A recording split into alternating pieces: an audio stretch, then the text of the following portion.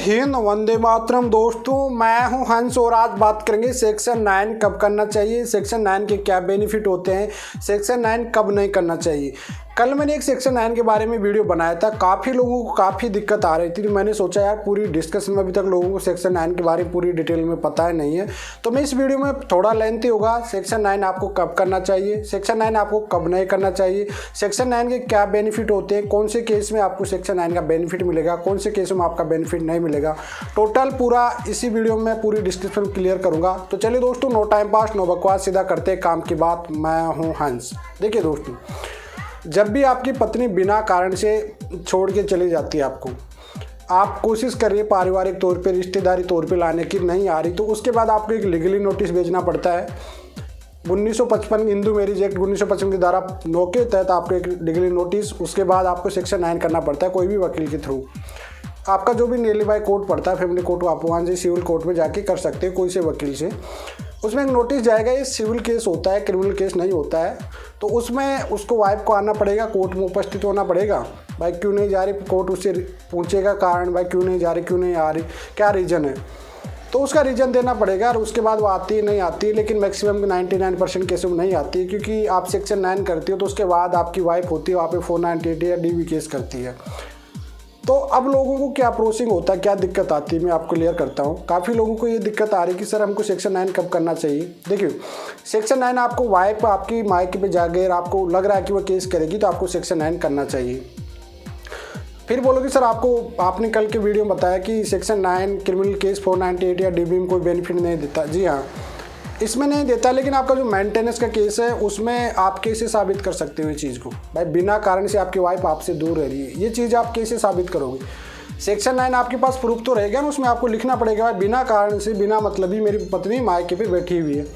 एक ग्राउंड तो आपके पास ही ज़रूरी होता है। हर किसी को ये सवाल बार बार आता है कि बिना कारण से मेरी वाइफ मायके पे और मेंटेनेंस का केस कर दी मेरे पे, लेकिन आप कैसे साबित करोगे। कोर्ट को तो सबूत चाहिए, भाई बिना कारण से कब से रह रही है, कितने टाइम से आपकी वाइफ रह रही है, ये चीज़ का तो आपको सबूत होना चाहिए ना। तो आपको एक लीगली नोटिस सेंड करके और आपको एक उसके बाद में सेक्शन 9 छोड़ देगा तो उससे प्रॉपर्ली हो जाएगा। भाई बिना कारण से आपकी टाइमिंग, आपके पास कितने टाइम से रह रही है, सब कुछ आपके पास ये प्रूफ रहेगा। ठीक है, अब उसके पास वो मान लीजिए ओनली वो मेंटेनेंस का केस करी, तो उस कंडीशन में आपका सेक्शन 9 आप पे काम कर देगा कि भाई मैं सेक्शन 9 कर रखा हूँ और मेरी पत्नी के साथ रखना चाहता हूँ, तो उस कंडीशन में आपको मेंटेनेंस नहीं देना पड़ेगा। ठीक है दोस्तों, और मान लीजिए वो सेक्शन 9 पे आना भी नहीं चाह रही और वो मेंटेनेंस कर रही, तो उस कंडीशन में सेक्शन 9 होता है जो आपका ग्राउंड बन जाता है और उस ग्राउंड पे आपको तलाक मिल जाता है कि भाई बिना कारण से दूर रह रही है पत्नी, उसको साबित भी नहीं कर पा रही है कोर्ट में, और उसके बाद आपसे मेंटेनेंस की डिमांड करती है, मेंटेनेंस भी ना मिलेगा, ना ही सेक्शन उसको सेक्शन 9 से डिवोर्स भी मिल जाएगा और मेंटेनेंस भी नहीं मिलेगा। ये सिचुएशन आपको बेनिफिट दे देगी सेक्शन 9 करने से।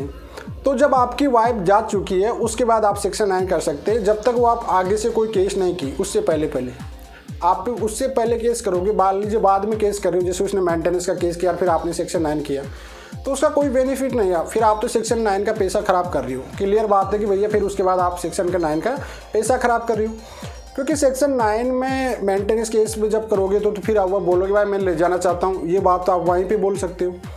सेक्शन 9 का आपको बेनिफिट नहीं है, टाइमिंग आप नहीं कर रही हो, ड्यूरेशन उसका पता नहीं आपको, तो आप सेक्शन 9 का फिर नहीं मिलेगा। उससे पहले आपको करना पड़ेगा, जो भी आपका कोई केस कर रही है आपकी वाइफ, उससे पहले आपको सेक्शन 9 करना ही पड़ेगा। ये आपको एक इंपॉर्टेंट पार्ट होगा। भाई सेक्शन 9 पे आपकी पत्नी नहीं आती है तो उसका बेनिफिट ये है, या तो मेंटेनेंस नहीं देना पड़ेगा, फैमिली कोर्ट से बन जाएगा, फिर भी बन जाएगा, कोई ना कोई कारण बता ही देगी, आपकी वाइफ मारपीट कर लेगी तो महिलाओं के पक्ष में ज़्यादा फैसला जाता है। लेकिन आप जब ऑब्जेक्शन फाइल करोगे 127 CRPC में, या फिर आपको चैलेंज करोगे या रिविजन पे जाओगे अपर कोर्ट में, तो आपको बेनिफिट मिलेगा उसका। ठीक है, और डिवोर्स में ये हो जाएगा भाई आपकी पत्नी सेक्शन 9 के बाद आए नहीं रही, तो फिर आपका एक ग्राउंड बन जाता है कि बिना वजह से, ये भी एक ग्राउंड होता है, बिना कारण से आपकी पत्नी दूर रह रही है, सेक्शन 9 आपने किया और वो आपके पास एक्सपायर्ड हो रखा है, तो आपको तलाक भी मिल जाएगा। तो ये दो सिचुएशन में आपको सेक्शन 9 काम आता है दोस्तों, और कहीं काम नहीं आता सेक्शन 9। तो और एक ये तीसरा काम इस जगह भी आता है कि आपको टाइमिंग ड्यूरेशन, जो कितने टाइम से बिना कारण से, ये एक रीजन, क्योंकि हर कोई कह तो देता है लेकिन साबित नहीं कर पाता कि भाई बिना कारण से आपकी पत्नी दूर रह रही है। तो उसको साबित करने के लिए भी आपकी सेक्शन 9 भी बहुत इंपॉर्टेंट अहम रोल रखता है। तो ये 3 जगह आपका सेक्शन 9 काम आता है। एक तो मेंटेनेंस रोकने के लिए, एक तलाक दिलाने के लिए, भाई नहीं आ रही तो तलाक दे सकते हो, और दूसरा जो आपका टाइम ही रहता है कि बिना कारण से आपकी पत्नी आपसे दूर रह रही है, तो इन कंडीशन में ही सेक्शन 9 काम आएगा आपका, नहीं तो 498 केस या डीवीएम किसी प्रकार से काम नहीं आएगा। चलिए दोस्तों, आज के लिए इतना ही। जय हिंद।